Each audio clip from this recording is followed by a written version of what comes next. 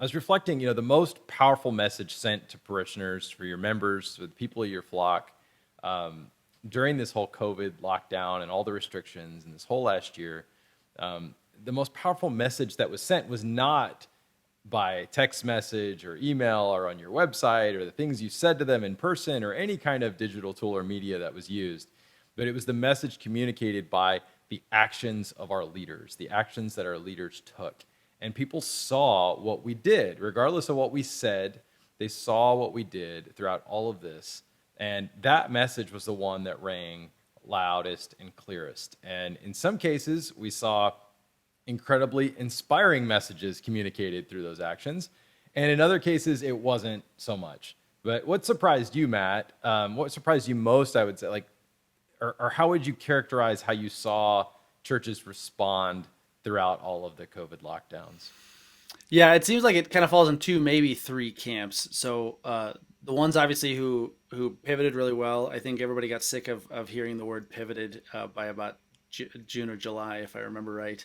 The ones who didn't panic, who understood took it as an opportunity, at least in the church world. And then on the other side, it was the ones who just said, well, it's going to happen to us, or just you know didn't really do anything much different at all and just tried to kind of wait it out. It's kind of like parable of the talents kind of thing, where who just buried the talent in the sand were some churches, and then others who made the most of it. But I think of the story I always think of when I think of COVID response and how churches responded was we started hearing a lot from a lot of parishes who were just going through their rolls of landline phone numbers and calling everybody individually. One, obviously to check in on them, but two, the irony of ironies was that they were building up their email and their text list to say by calling people one by one. So they had this army of volunteers, 20 or 30 or 50 in some places, with 20 calls a piece or whatever it was. Everybody sitting down with coffee and a phone and saying, "Hey, how are you doing? Oh, by the way, we're going to be sending out updates, through Flocknote." Was what we heard, obviously. Would you like to, have us put you on the list? Which is, I mean, we try to go for more efficient ways, but that was the best way that they had, and I think that was some of the best response. And then from that, obviously, was just, I know that the church that I go to, our pastor and assistant priest just sent out a video that was really frank about where everybody was and kept us all up in the loop. And I remember thinking, like, I feel really really seen as a parishioner, not even as a person who works for an organization that tries to give good advice on stuff like this. But anyway, so yeah, those are a couple of the good examples I saw. So I love that lesson. It's such a great lesson of, we often try to think of these really efficient or automated ways, or push a button and get everybody's contact info. Or we think of these, we have people ask us all the time, how do I get people's email address in the first place? How do I get them, more information about them in the first place?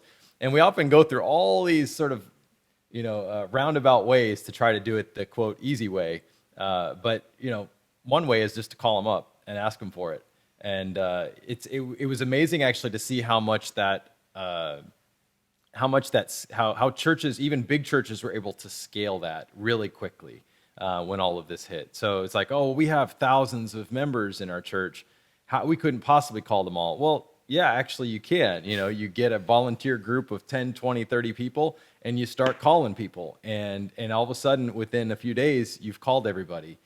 So it is possible, and it's a good lesson, a good reminder that you can just kind of do it. It doesn't have to be a complicated type of thing. But the main thing that stuck out to me, which you said, was the word opportunity. I think churches that saw this as an opportunity really had a chance to thrive, I think, despite the challenges, despite the hardships that were throughout this thing, and the fear and all of that went with it. It was either an opportunity or this was something that really put a damper on things. And you can view it either way, and you'd be right. But I think that choosing to view it as an opportunity was part of the secret, I think, or the key to a church benefiting from this in terms of its community becoming stronger. And so if you saw it that way, that was such a key thing. But I think, whenever we talk about actions speaking louder than words would be another way to sort of title this episode or this conversation, because we put a lot of effort sometimes into, well, what do we say? How do we word this? What do we write? And the loudest message that's coming through is by our actions. What are we doing?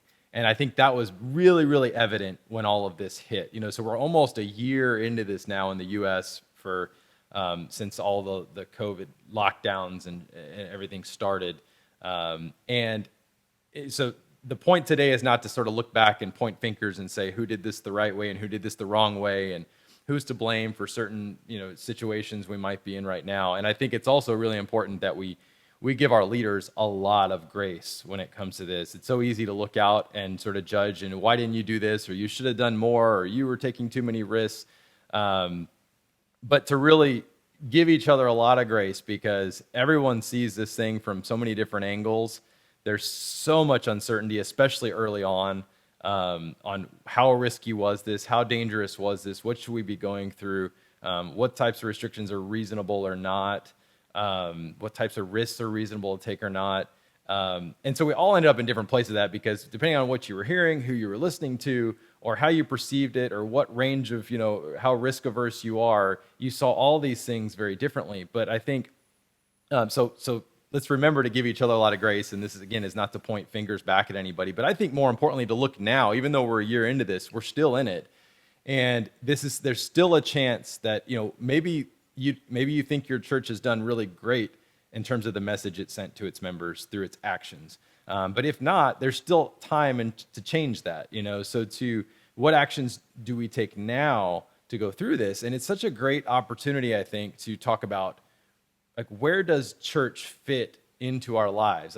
To me, that was kind of the question that was asked and answered, even though nobody maybe have said the words of that throughout this whole thing, because it was like, how important are the sacraments? How important is showing up in person for a church community? How important is public worship in person and all that comes with it, versus staying at home, watching it on the live stream, having a spiritual connection, which is obviously still real, but how important is doing church in person? And that was the question asked to a lot of people. What risks are worth taking to go to church? What risks are worth taking to receive the sacraments? And our church leaders answered that question through their actions. And in some cases, again, they were willing to show their people this is really important. We should jump through hoops to try to make this happen. We should take risks to make this happen. And it would have been a great opportunity, which I think unfortunately didn't happen enough, to talk about, well, what risks are worth taking? Because we take risks all the time. Like, we take risks to drive down the road. So how much of a risk is worth taking? Where does physical health and its potential risks that we take all the time fit into going to church in person, receiving the sacraments, and the eternal salvation that's all linked up with all of that, of our souls? And so I think it was a real opportunity for churches to have that conversation. Again, they answered that question one way or another, whether they knew it or not, by their actions. And I think, unfortunately, for a lot of Americans, the answer they heard loud and clear from their leaders was going back to school, groceries, getting haircuts, getting to the gym. Like, all those were more important than figuring out how to get back to church in person or to receive the sacraments. And I think that was really unfortunate, but it really sent the message loud and clear to our members that, like, that's where it falls. Like, that's the kind of hoops we should jump through in order to figure out how to make the sacraments work, how to get together in person.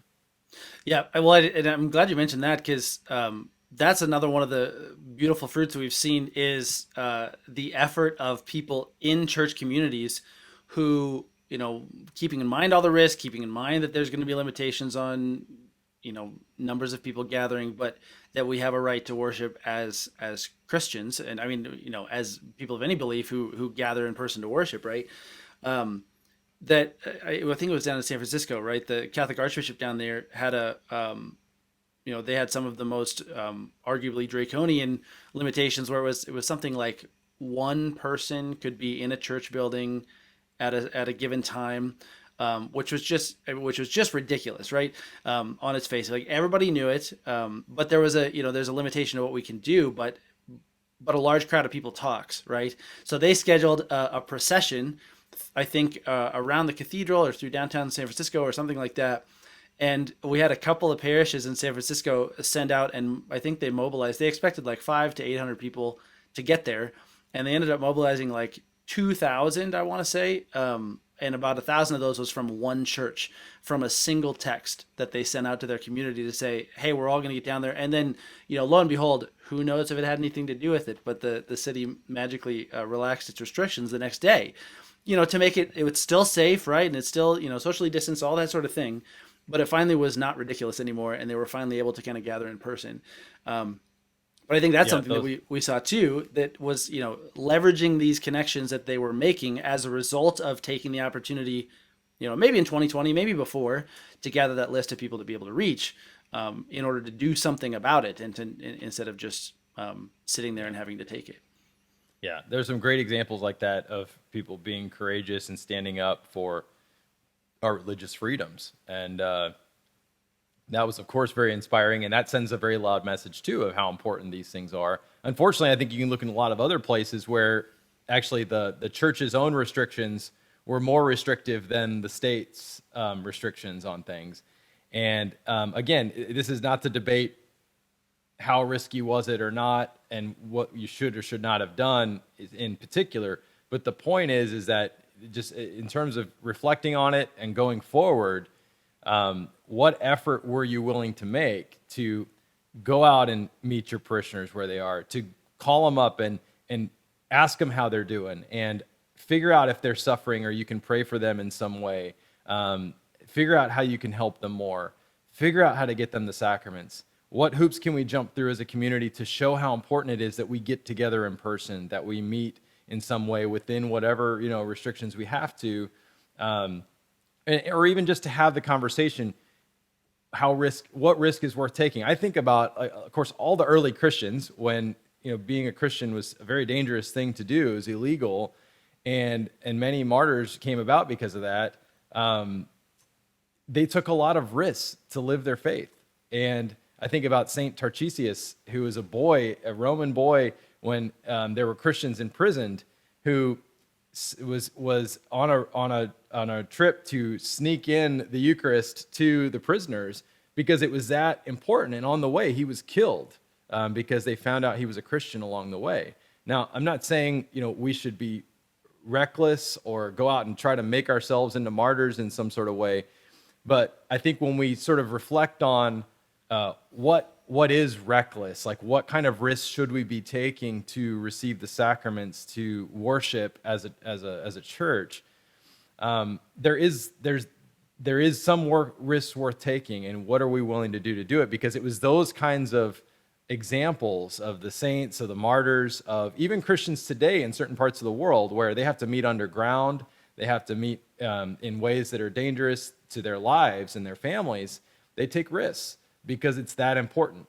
And so they could just say, well, you can stay home and just do it privately and secretly, and take less risk. But at some point they say, no, it's actually important that we do this together, that there's something sacramental about our getting together, that there's something real in the sacraments, and that you have to be there to receive it, and that it's worth taking some risk. Again, this is not passing judgment on anybody's thing of what they did or didn't do, but that was the question we were answering with our actions. And so our members saw that, and it was a chance when we answered that question for them with those actions. And I think the question now is, what do we do going forward? What message can we send now by our actions that are going to answer that question in the best way possible for our members of how important is our faith? How important, where does it fit among getting haircuts and getting groceries and getting back to work, into the office, and getting our kids back into schools? Where does it fit in there, and how can we make it happen?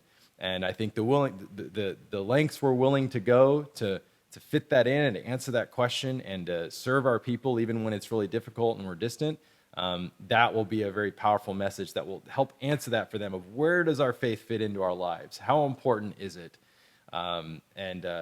Hopefully we can continue to answer that in inspiring ways, like some of the examples you mentioned, Matt, and that we talked about today. Well, I wonder if going forward, maybe like a practical thing.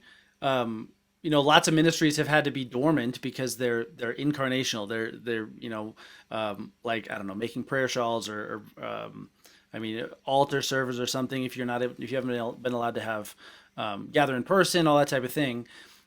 So I mean, would we recommend, I suppose, then that it's not too late, or actually probably now is the perfect time in anticipation of the pandemic ending, hopefully soon, that to start inviting those ministry leaders to reactivate if they haven't already to reconnect with their own people on kind of a ministry level to start building that community back up. Yeah, absolutely. It's a great time for that. And again, we're still answering this question for folks. And it's really relevant now because as things have started to loosen up in some places and allow the restrictions to lessen, we're realizing a lot of people aren't coming back. And that's part of the reason why is we told them through our actions that it actually wasn't that important that they came back. And so we have to begin to do that now with the actions that we take. So certainly reactivating ministries. Again, what kind of heroic effort can you make to do whatever you can, whatever is possible within the risks that are reasonable, and what God is calling us to today.